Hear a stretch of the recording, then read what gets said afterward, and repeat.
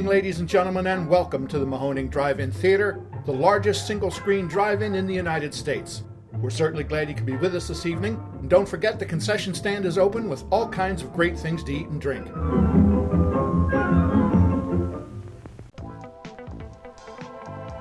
89.3 Mahoning Drive-In Radio, your old pal Virgil back once again for another exciting episode of the podcast. As you guys know, the only podcast dedicated to the love and revival of our beloved drive-in culture.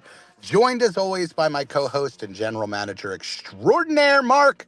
Say hello, my friend. Hello. We have had the best time on the road with the road show, and we could spend a whole episode talking about our adventures on the road show and going into these incredible historic movie houses and getting to spread the Mahoning love, the love of 35 millimeter, all that stuff.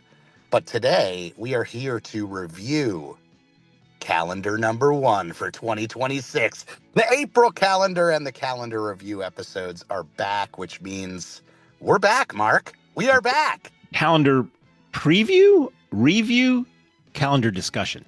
Yeah. Calendar episode. We are looking straight down the very greased barrel of the opening weekend of the season.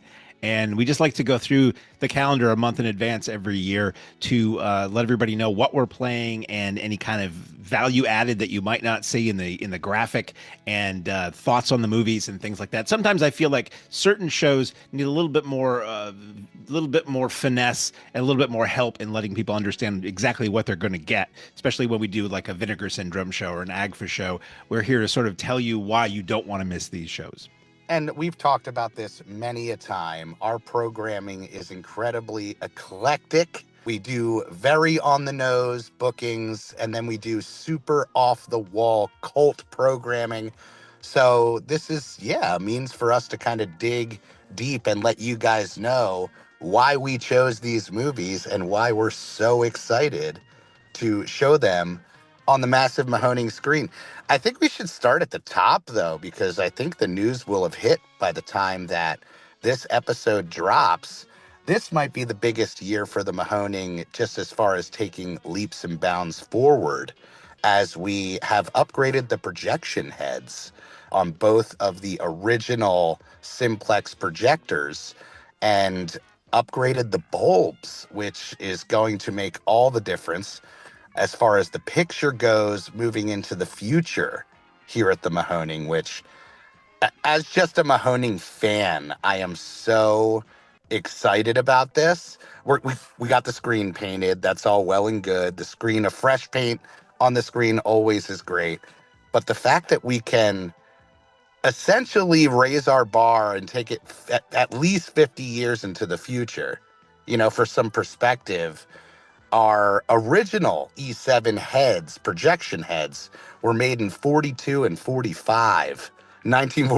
1945, where the system that we have now was produced in the late 80s, 89. So easily a 50-year jump. So not quite into this century yet.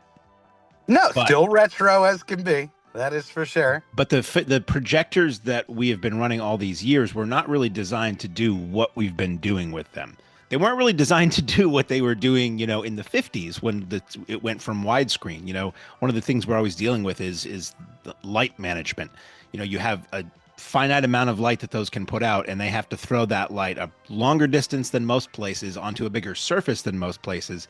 And if we're showing, an old Academy ratio, 4:3, the original shape of our screen and of movies back in 1949, it always looked great. But sometimes when we would throw a more modern widescreen CinemaScope film to fill our screen side to side, the light would fall off a bit. So the hope is that with this upgrade, we can really make everything look a lot better than it pretty much ever has on our screen. Yeah, and it's so important. When we first got our notoriety as the punk rock kids that rebelled against digital, we were really in a place of necessity. We were working with what we got, was our old saying here. So the idea of taking the steps to know that we're doing the best that we can as far as presentation goes is going to be such a game changer for the folks that truly care about 35 millimeter and its presentation. Not to mention all the things that Mark mentioned, but on a night that we have a full moon, that is like having the auditorium lights blasted on high, and you're fighting that light. So this is a very exciting move and a good segue, especially as we talk about our opener, which is movies we've been playing for the last decade. We've seen these prints sometimes, the same print over the last 10 years as we've made this our annual. So to be able to see it with fresh eyes, it's like, come on. And they're two films that are really loaded with gorgeous color. So the color is going to be even more lush. And I mean, they always looked good on our screen, but to know that they're going to look even better is pretty exciting. What are those movies? Everybody is asking who has never heard of our drive-in before. They are The Wizard of Oz from 1939 and Willy Wonka and the Chocolate Factory from 1971 on Friday night. And then on Saturday night, we flip the script and play them in reverse order because some people with kids or some people who can't stay up that late, they have that one they really, really don't want to miss. And this way allows them to pick whichever one they want to see first that night.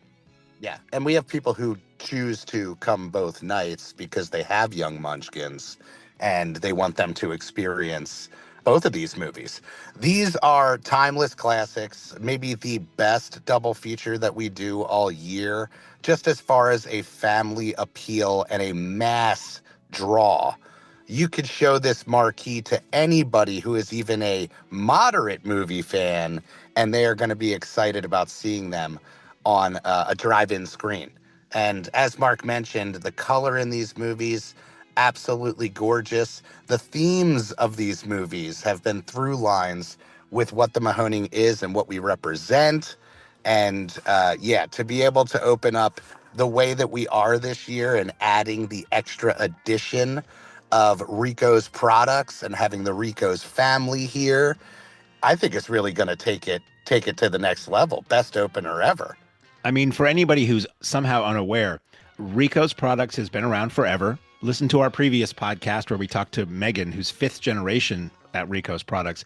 But for us at the Mahoning, it has become this cult of Rico personality where we run the vintage, I think it's 1980, snack bar ad for Rico's that's animated. It was animated by Disney animators, and it has the three characters. It's Rico, Nacho, and Pepe. And every time that hits our screen, people scream out Rico. And we've seen people with Rico's tattoos and Rico's, self-made products and things. And they're incredibly popular at our theater. And we finally have sealed the deal. And representatives from Rico's will be driving from Texas, San Antonio, I believe, all the way up to Pennsylvania to be at our theater and greet people. And Rico himself will be there, and there will be merch. You can buy legit Rico's merch. Usually we just feature that stuff in our raffles and people just go crazy for it. They are going to take as much as they possibly can haul up from Texas, Rico's merch, and it's going to be a really, really fun night. I think a lot of people are coming just for Rico's almost. Yeah, 100%. Like, it is. It's like having a favorite band that you've just like been into for a while, and you hear, oh, they're coming to town for the first time ever.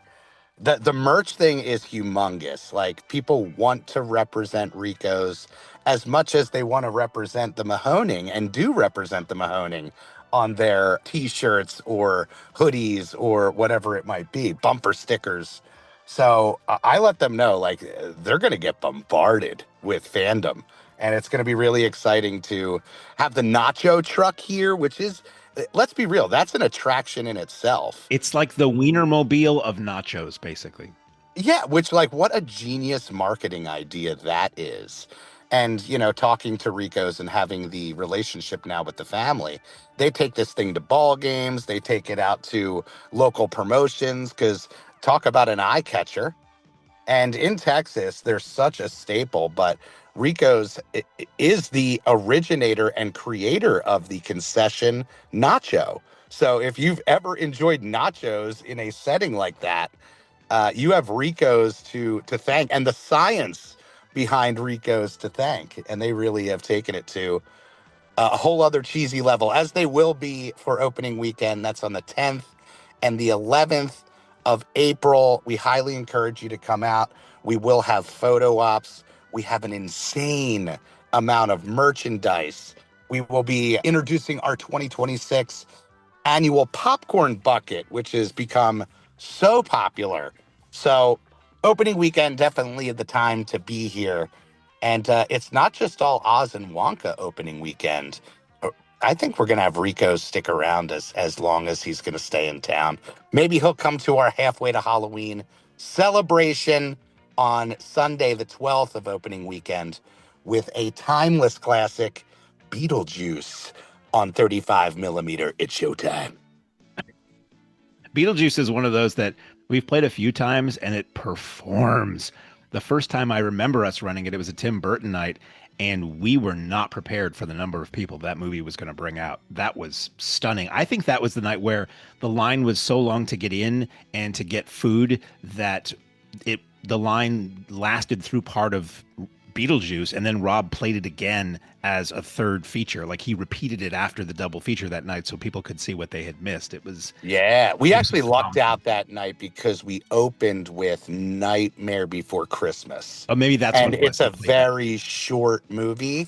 So Robert, was gracious enough to make a little Nightmare Before Christmas sandwich. But yeah, Beetlejuice is just one of those movies that is a lifestyle movie. People, whether you discovered it when you were young, whether you rediscovered it, whether it was, the sequel that just came out that turned you on to it again, it is a joy to watch, and a dark, dark movie that I think plays to a lot of our fans' tastes. It's a little punk rock, it's a little weirdo, it's a little deal with what I love, and for me, it was always like the pinnacle for the Elfman Burton partnership, firing on all cylinders as far as their creativity goes. It's like nothing you've ever seen or seen afterwards. Unless you've seen it before. It's very cartoony, very like live action dark cartoon, which is what Tim Burton, came out of, was animation and cartooning and things like that. And just super fun, super funny, and still plays great. We are also holding our annual halfway to Halloween vendor market that day. So between the time gates open and showtime, which I think is somewhere probably around 8 o'clock that night, we will have voluminous vendors selling Halloween-y type merchandise. And also we'll be featuring a little video tribute to the late, great Catherine O'Hara before the film starts. Yes, and the vendor market is stacked. We have a ton of vendors who are excited to be back. And that really does make an event elevate on such a natural level. I love whenever we can have local merchants out and local artists out on the lot doing their thing. It's a great way to kind of spread the local love and share our audience with some up and coming businesses. And some of these businesses are huge, have become huge. I think Sandy just told me today that the vendors we're full for that show. Like, we are at capacity for the number of, it's not like VHS Fest level capacity, but what we usually do for a merch market, we're full on that one. So it should be a pretty robust show for people who want to come out and shop. Absolutely. And one that I hope we still draw a lot of families for, even though we have a Friday, Saturday family feature. We do our trunk or treat every single halfway to Halloween, which has really taken off. When we first started the trunk or treat, we were very much relying upon the audience to bring the fandom and the fun, and they've taken it to a whole level. People love to decorate their cars. People love to hand out candy. Kids love to dress up. So it's a great way the whole weekend is a great way to kind of cut the rope on this season and say, hey, we're having all the fun things the Mahoning's known for right out the gate. Then we jump into, well, you know what? Should we mention the Patreon? Well, sure. Once a month, we're not going to tell you the date because you have to be a member to know the date. Once a month, the Simplex level Patreon members get a 35 millimeter screening just for them on the lot. And it is usually something pulled from either our archive or a fellow collector. But this season, we're starting to dip into the amazing Exhumed Films archive, and they get a free movie once a month. They can bring a plus one for $5, and it's something that we have either never shown to our knowledge on the big screen, or something that has never played, during our run at the theater, and something that you probably won't see anywhere else. So I try to mix up the genre and the decade and all that. And we are starting this month with an Exhumed Films title. And then they also get once a month, tonight as we record this, a virtual screening. So anybody who can't make it out to the in-person shows, lives far away, works on Thursdays or whatever, can join in the virtual shows. So I'm keeping the data secret solely because it's only for members.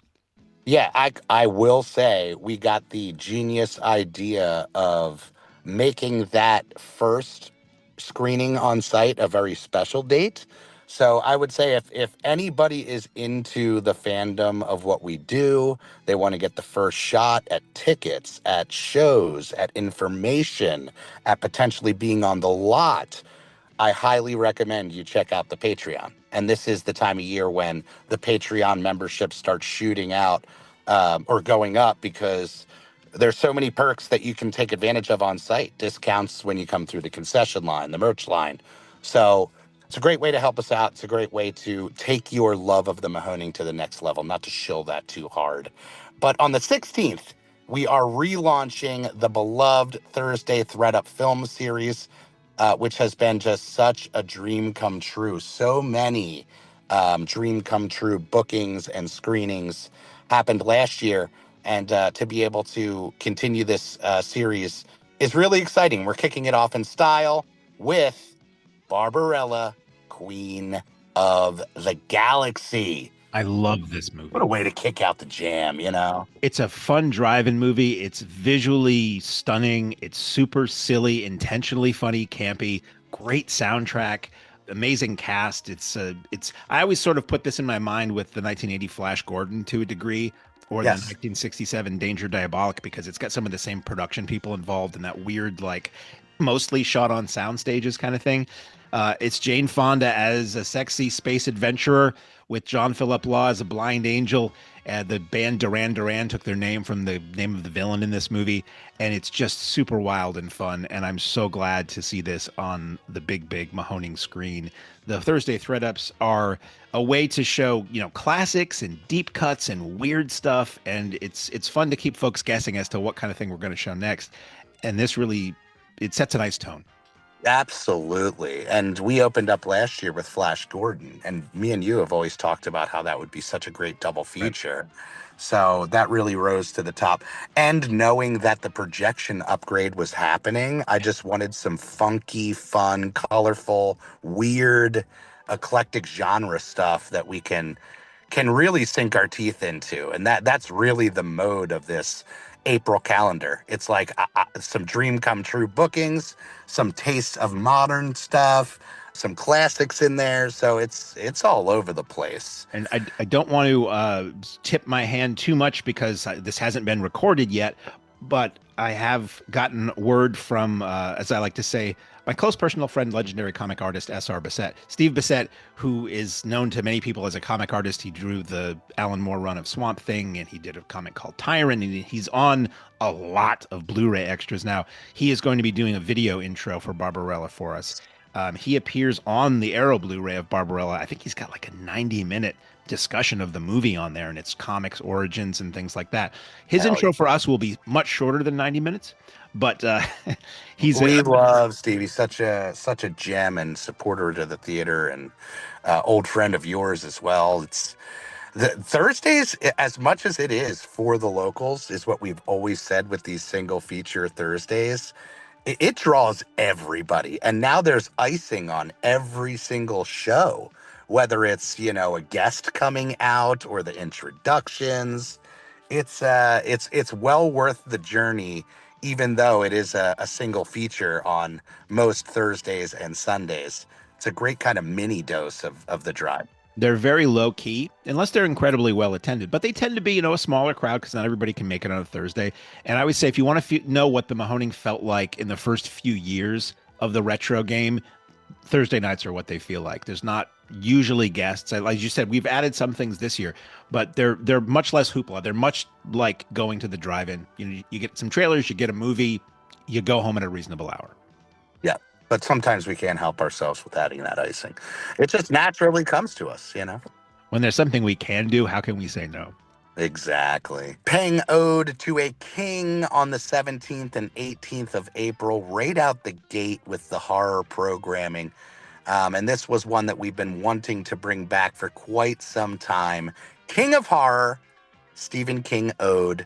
On Friday night, you get Misery and The Shining, a perfect chilly willy double bubble. And it may be very well chilly that night. And on Saturday, super excited as we jump into The Dead Zone with the co-feature Pet Cemetery, which of all of the movies on this lineup, Pet Cemetery hit me at the right time and freaked us out.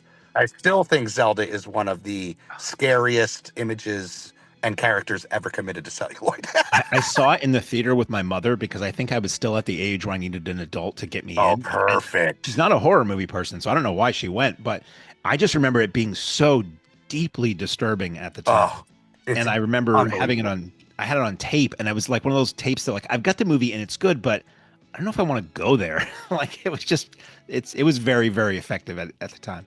Yeah, King, and that's why he's the king. He really is so good at these character-driven horror pieces that really have set the standard for what horror is in cinema.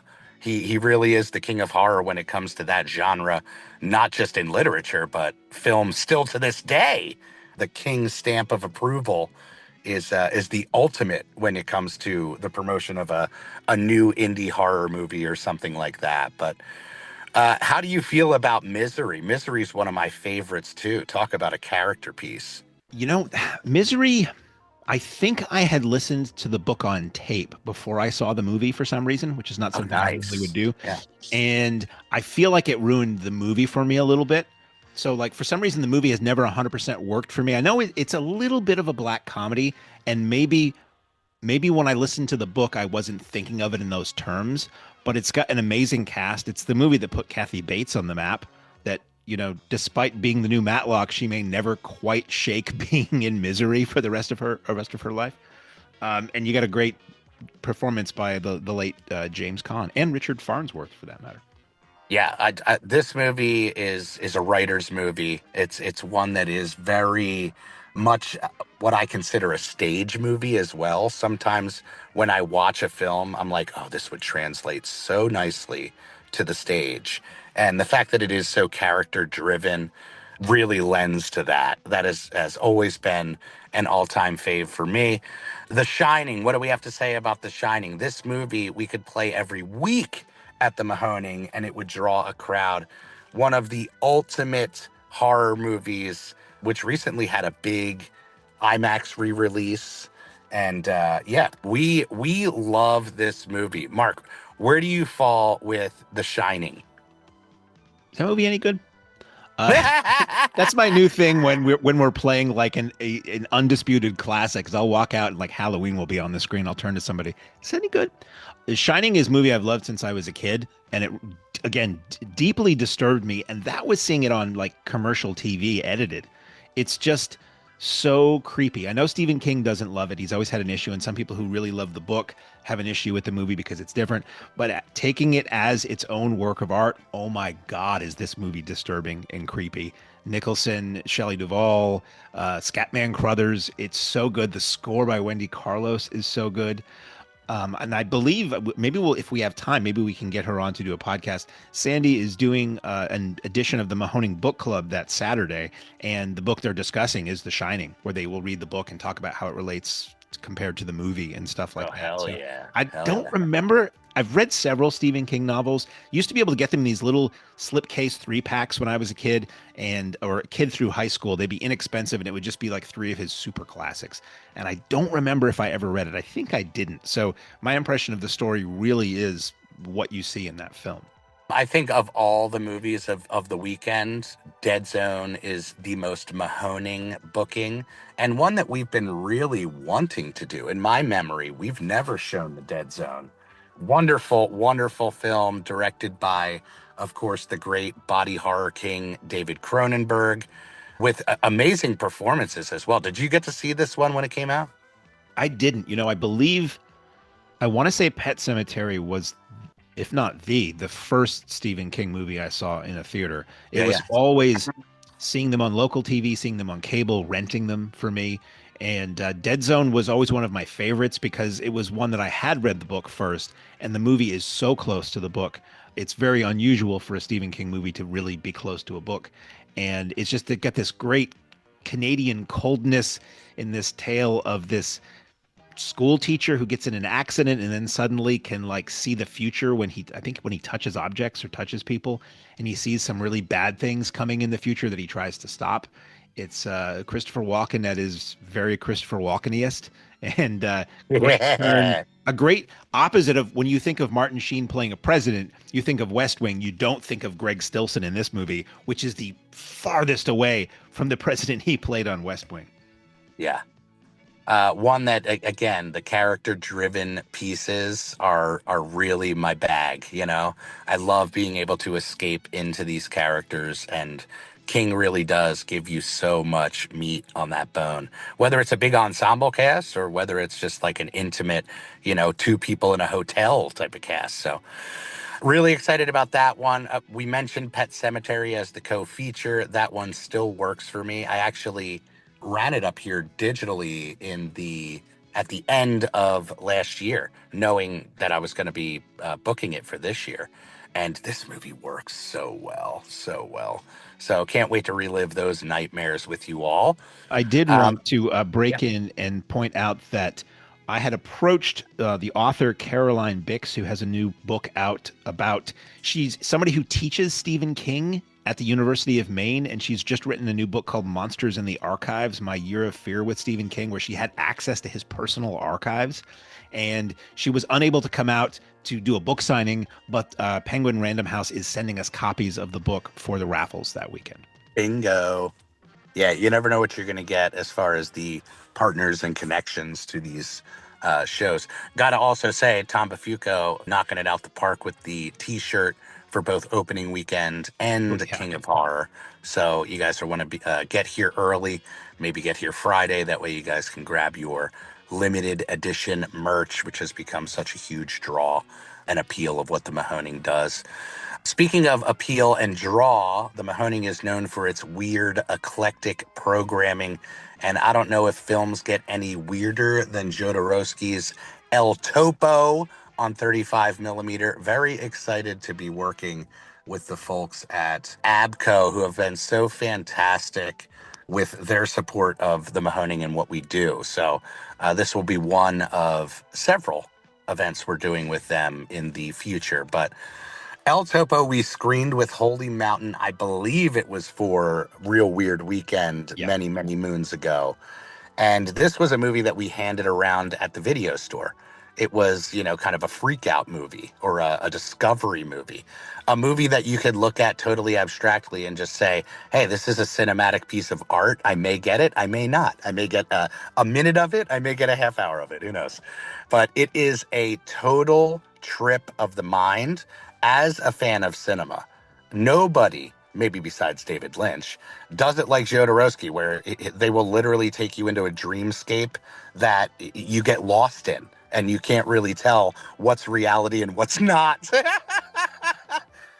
But where do you fall with El Topo? I take it you saw it for that Real Weird Weekend when we did it. I was not there that weekend. I Wow. only heard tales out of how we didn't have a complete print of one of the films, and you had to Yes, Holy switch Mountain. from 35 to Blu-ray, and how it was mostly seamless. And that was Yes, and we still call that pulling a Holy Mountain. because we still have to do that once in a while for certain reasons. I first saw El Topo back in the days of tape trading through internet news groups. I had a huge collection of movies that I'd gotten from various places on tape, and you would trade lists with people and to find, just hard to find things or things that were out of print or foreign or whatever. And El Topo was one that I remember getting in a tape trade. So it would have been a washed out, multi-generational VHS tape, pan and scan, maybe with Japanese subtitles on it. And I remember nothing about it. And I think I've got it on DVD. When my beloved Video Headquarters video store went out of business years ago, they were selling off all their stock, and that was one I bought. So I have not seen El Topo since I saw it 100% the wrong way. Well, and what a decades ago. discovery. Like, Yeah. I love the video store culture, and we love the Yeah. video store culture. So a lot of the movies that we program, a lot of them were discovered through VHS or a friend handing it and saying, yo, you gotta watch this crazy ass movie. And this one delivers. Like, many movies say, like, hey, we're off the wall, we're crazy. Like, this movie could drive you crazy. And it's described as a Spanish acid Western because it's so bizarre. It's ostensibly a Western. See, and it's been so long since I've seen it. Is there a lot of dialogue? If there is, I would presume it's subtitled in English. It is. It's minimalist dialogue, but yeah, what a perfect way to put it, to throw acid right into right into the And descriptive of it. the folks at Abco have been fabulous to work with in getting this on the big screen. We're working with them to get some donated raffle items. And just a tidbit that always amuses me because I'm a huge Beatle fan.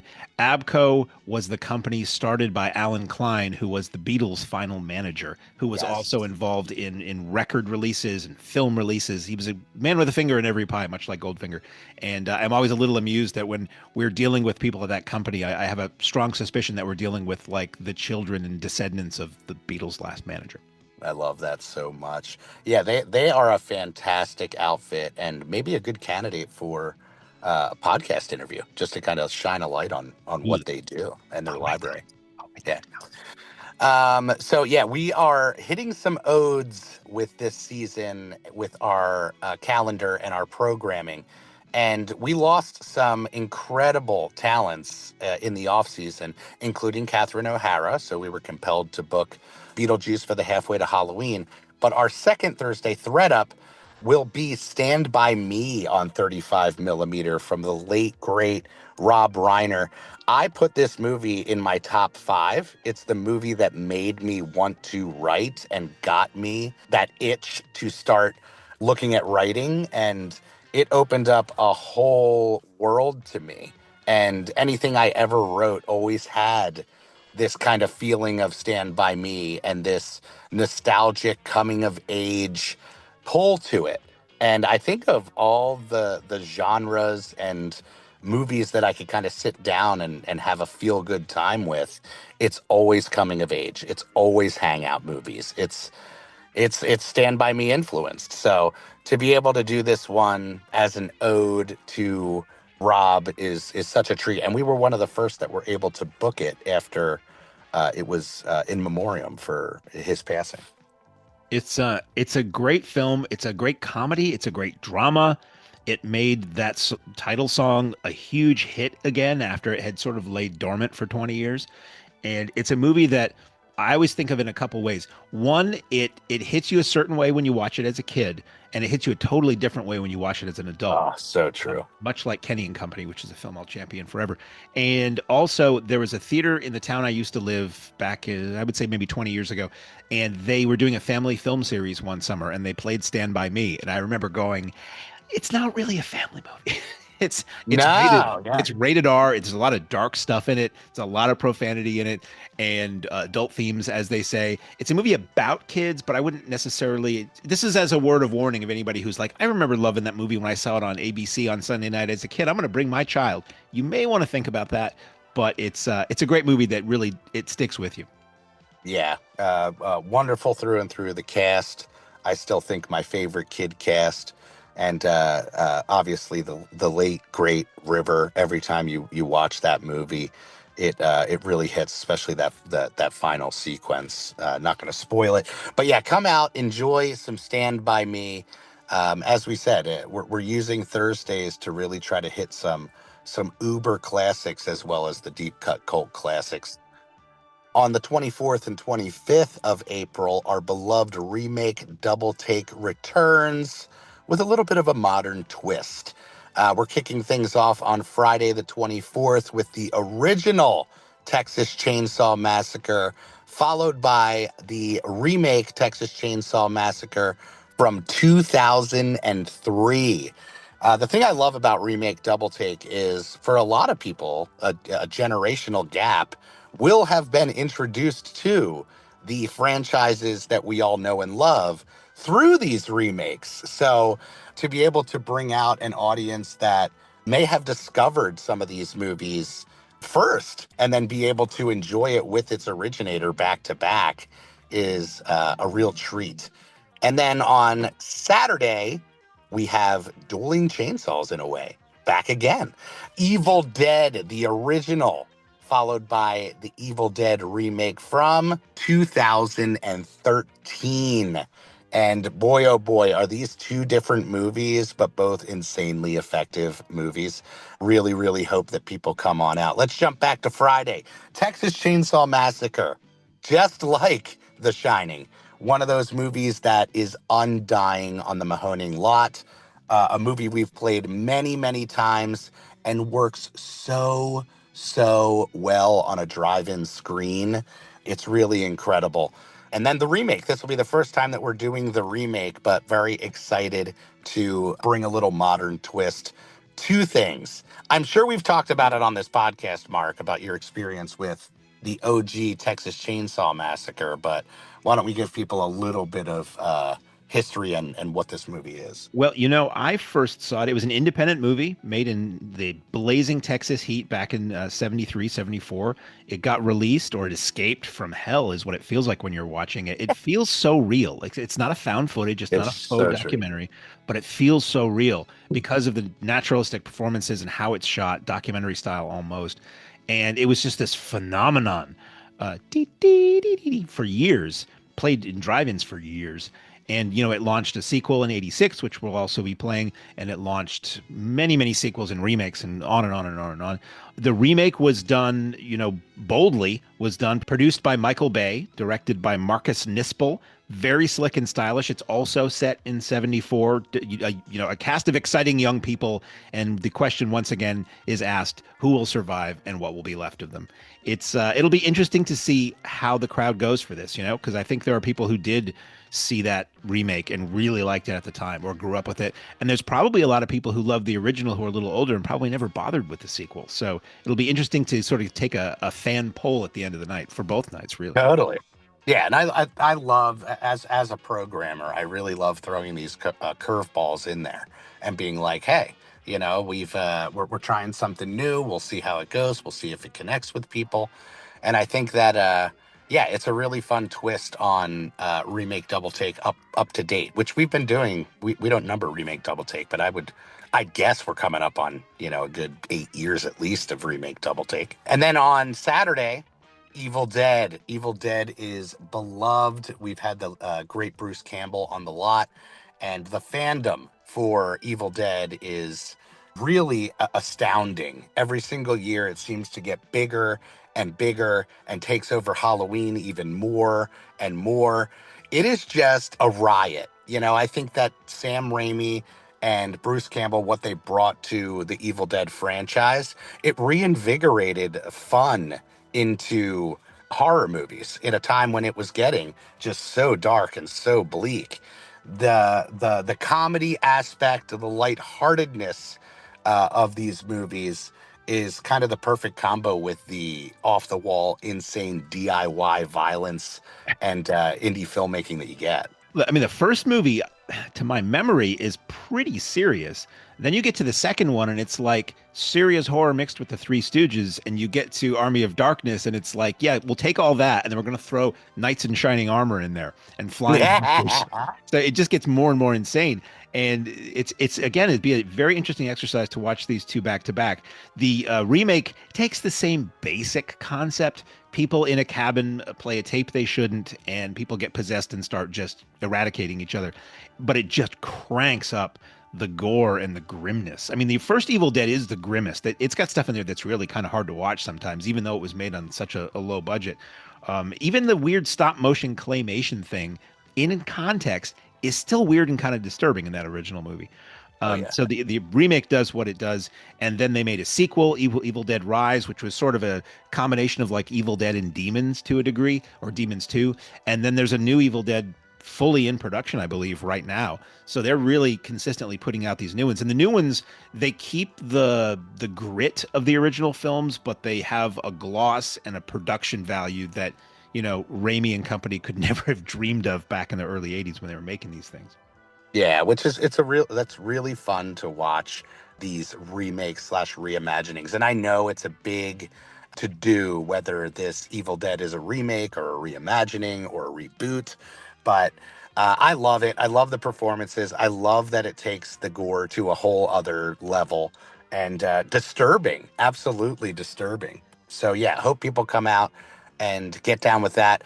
Andrew Kern on the limited edition poster and t-shirt for that event. And we haven't announced or released the t-shirt yet, but it's amazing. So cannot wait for you guys to get your eyes on that and be fighting over sizes Will it be the of that. coolest T-shirt you ever saw?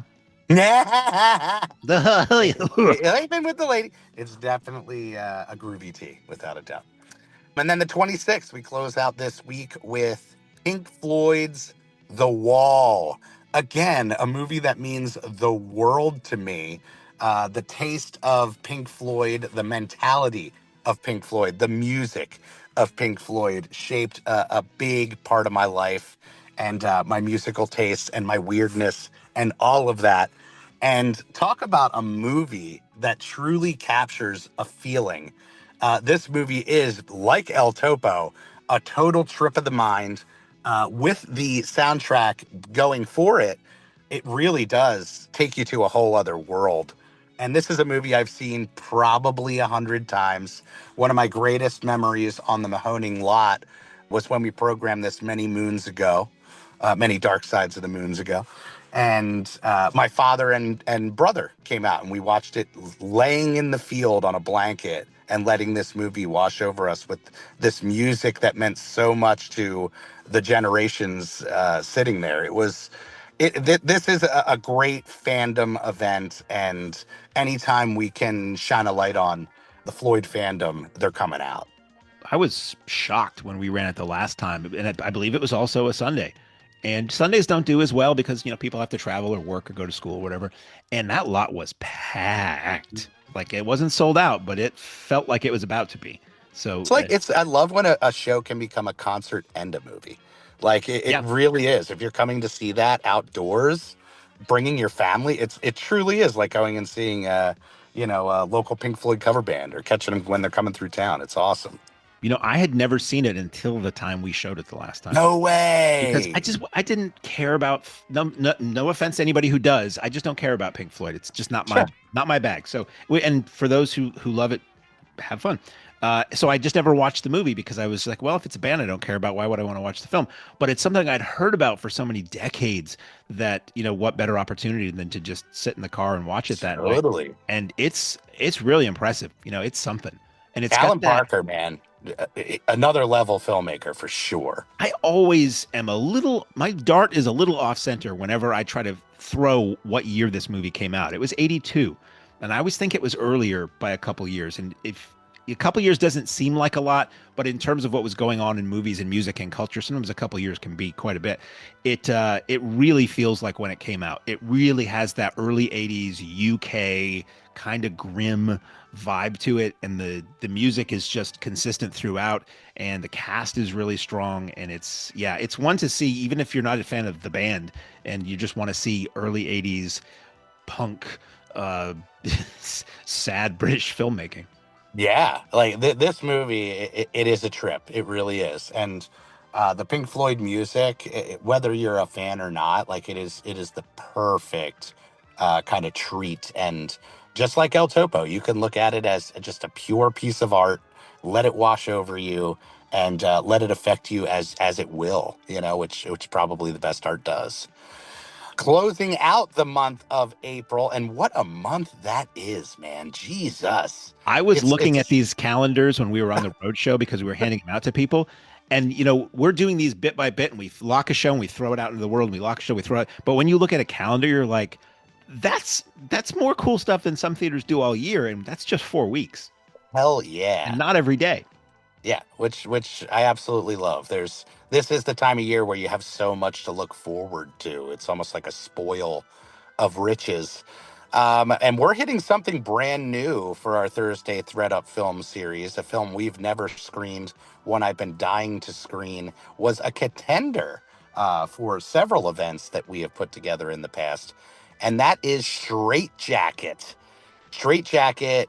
What can you tell the folks about Straight Jacket, Mark? I know we got some icing for this show, but a Yeah. movie in general. I'll say two words, which should be enough for people who know who this is. William Castle. This is a Bingo. William Castle movie from 1964. It stars Joan Crawford as a woman who goes to prison for committing an axe murder. And she gets out of prison and suddenly she's seeing visions of bloody axes, and then axe murders start happening. And is she doing it? Is somebody else doing it? What's going on here? It's got a young George Kennedy in it. And it's a lot of fun.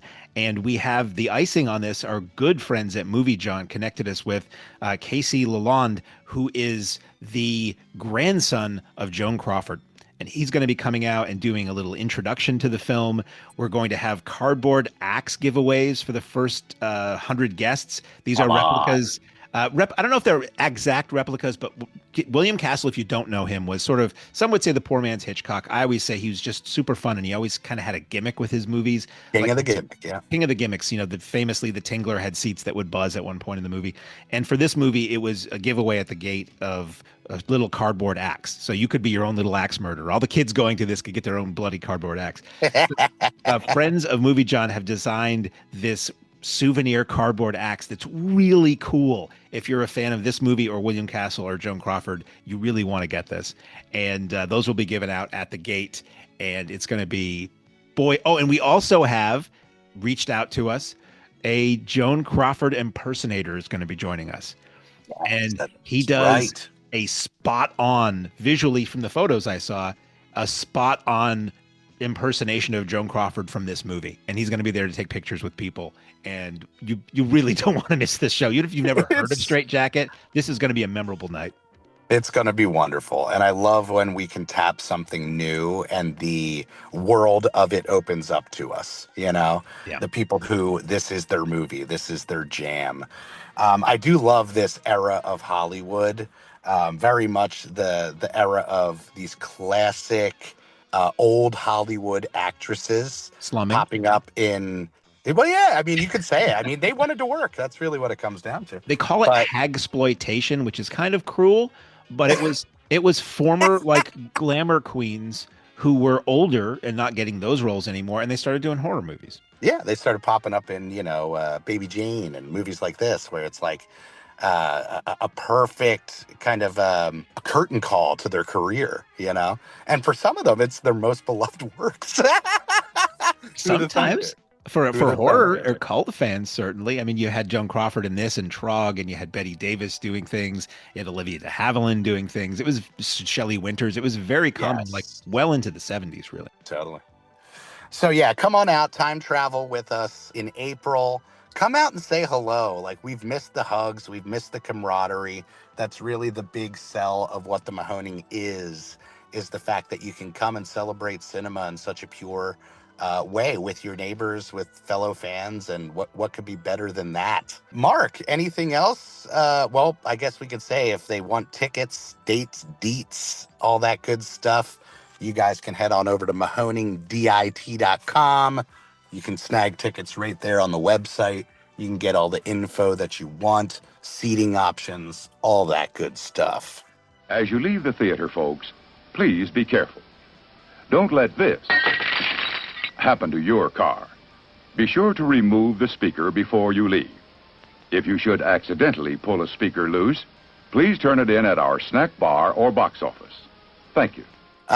So Mark, thank you as always. Cannot wait to get back on the lot with the team and start making memories. This memory machine starting back up. the gates to the Wonka factory opening up. Head on over the rainbow. What else can we? The yellow brick road, which looks like dirt on the way in, but believe me, under that dirt, several feet under it, are yellow bricks. Absolutely. We love you guys so much. Stay tuned to the podcast for a lot of fun stuff upcoming. And on that note, Jeff, take it away, my friend. Ladies and gentlemen, thanks again for coming out tonight to the Mahoning Drive-In Theater. We hope you'll come back and see us again real soon. The exit is on the right-hand side of the screen at the front of the field, and most importantly, have a very safe trip home. Good night and God bless you.